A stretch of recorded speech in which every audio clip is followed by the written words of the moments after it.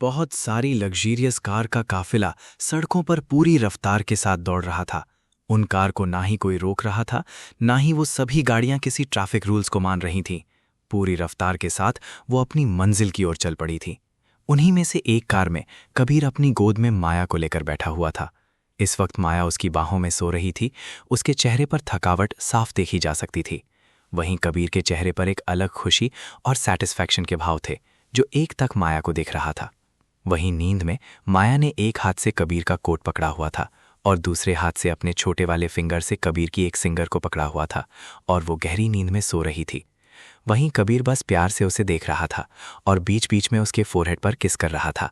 थोड़ी देर यूं ही सफ़र करने के बाद वो गाड़ियों का काफिला एक जगह पर रुक जाता है और बाहर से एक बहुत ही वेल ट्रेन बॉडीगार्ड आकर दरवाज़ा खोलता है। दरवाज़ा खोलते ही कबीर माया को अपनी गोद में उठाकर कार से बाहर आता है और सीधा अपने विला के अंदर चला जाता है। इस वक्त विला के अंदर बस कुछ सर्वेंट्स थे जो कबीर को आता देख एक तरफ खड़े हो जाते हैं। कबीर उन सबको इग्नोर करते हुए सीधे अपने कमरे की ओर जाता है और उन सबको भी वहां से जाने के लिए बोल देता है। कबीर कमरे में आने के बाद माया को अच्छे से बेड पर लेटाता है और बाथरूम चला जाता है। वहां जाकर बाथटब गर्म पानी भरता है। पानी भरने के बाद वो बाहर आकर माँ को फिर से गोद में उठाता है।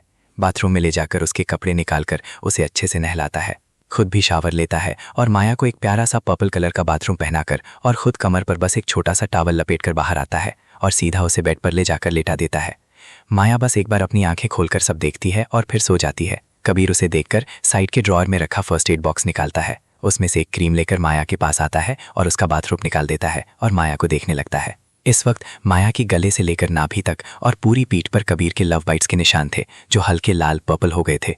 ये देखकर कबीर को फिर से अपने अंदर गर्मी महसूस होने लगी थी और ये गर्मी तब पड़ी जब उसकी नज़र माया के चेस्ट पर पड़ी, क्योंकि वो थोड़े लाल हो गए थे, साथ ही थोड़े बड़े भी लग रहे थे। ये देखकर कबीर को फिर से अपना कंट्रोल दूर होता हुआ और अपने अंदर गर्मी बढ़ती हुई महसूस हुई।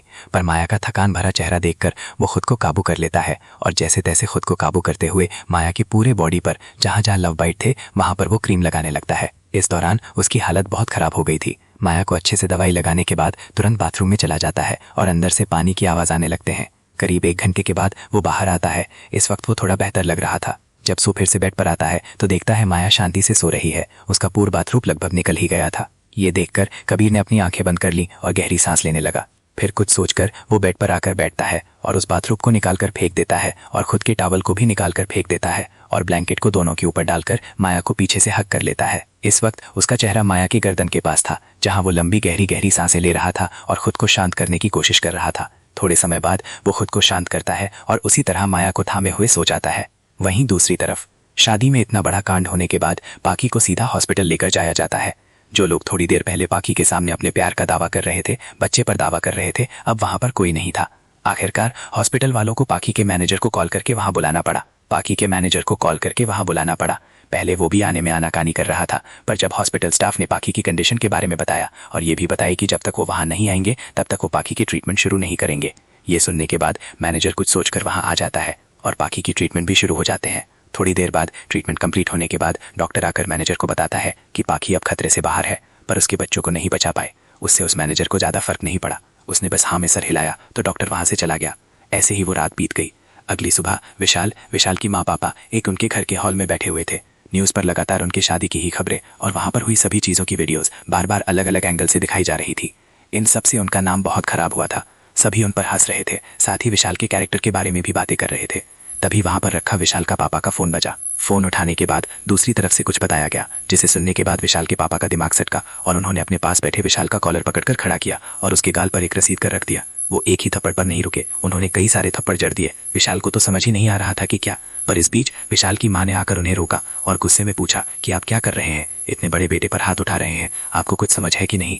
जिस पर विशाल के पापा भड़कते हुए कहते हैं, तुम मुझे बोलने की बजाय अपने इस लाडले को बोलो। अभी डॉक्टर का कॉल आया था, उसने मुझे बताया कि वो बेहुदा लड़की जिस बच्चे को इसका बच्चा कह रही थी और जिसके दम पर शादी कर रही थी ना, वो इसका था ही नहीं। क्या कहा था उस लड़की ने? वो कितना 1 महीने से प्रेग्नेंट है, वो पिछले 3 महीने से प्रेग्नेंट है, तुम समझ रही हो। उसकी बात सुनकर विशाल को थोड़ी हैरानी हुई, पर उसे ज्यादा गुस्सा आया कि वो इतना बेवकूफ़ कैसे हो सकता है, क्योंकि बीच में कुछ ज़रूरी काम और बिजनेस के लिए वो 2 महीने के लिए पूरी अपनी जहाँ भी जितनी भी ब्रांच है हर जगह पर जाकर वहाँ के सभी काम को देख रहा था और 1 महीने पहले ही वो वापस आया था। और तब इतने दिनों की दूरी की वजह से वो और बाकी बिना किसी प्रोटेक्शन के इंटरनेट हो गए थे।